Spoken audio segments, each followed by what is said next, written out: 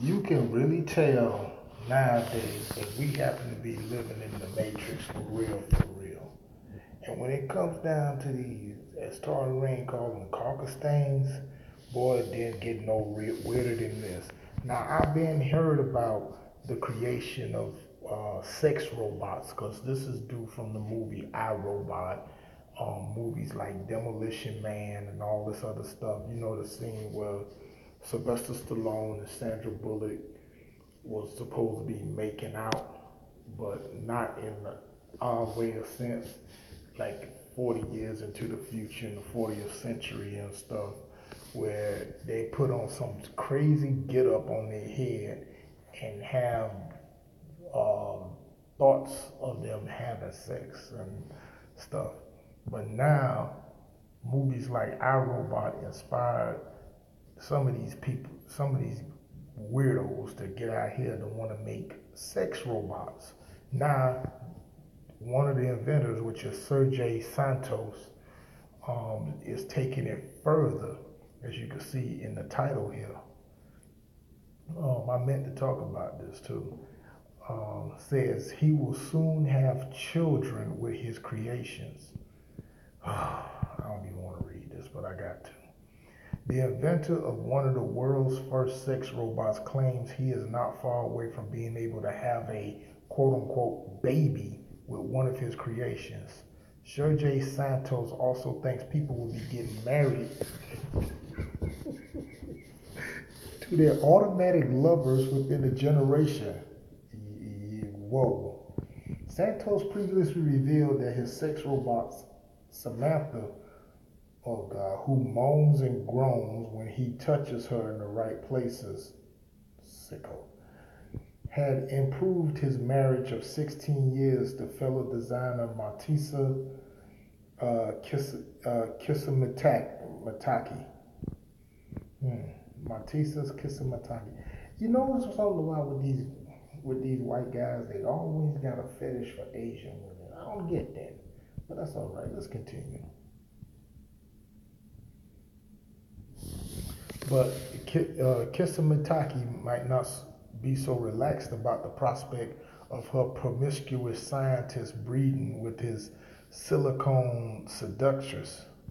Santos' vision of a sex robot baby involves merge the robot personality and physical traits with his own attributes in a computer program to create their child's brain and body that can be born, unquote, in a 3D printer. Oh, Lord. He said, I can make them have a baby. It's not so difficult. I would love to have a child with a robot. What? Using the brain I have already created, I would program it with a genome so he or she could have moral values, plus concepts of beauty, justice, and the values that humans have. To create a child with this robot, it would be extremely simple. I would make an algorithm, Google, of what I personally believe about these concepts, and then shuffle it with what she thinks, and then 3D print it. Because y'all know now, you know, the new iPhone that's coming out, the iPhone 10 got 3D face ID recognition. That's it. I 3D print the robot that is the child of me, excuse me, and the robot. I don't see any complications. The complication is you trying to procreate with an inanimate object, you ding dong. Now, if Santos is right, it will open up huge ethical questions about all the sex robot children and the meaning of what it is to be human in the 21st century. The inventor is confident that the shock with which people have greeted the first generation of sex robots will be replaced by an acceptance of their place in civil society. People might look at Samantha as a weird thing you read about, but before they know it, these robots will be doing their jobs and marrying their children, their grandchildren, and their friends. Now, he may be right about the doing the jobs part, because that's what the movie I, Robot was about anyway. They need to remember that just a few years ago, mobile phones were seen as a non-essential item in society, but now we can't function without them. Now you're trying to twist it. Santos and his wife, Kasambi worked together on his adventures at their studio in Barcelona, making Samantha sex dolls that cost approximately 3,000 pounds for an ever-growing number of partners around the world. Mitaki previously revealed that the busty robot has strengthened their marriage and their sex life. Okay, this is weird. This has got to be the sickest ish I've ever heard in my life.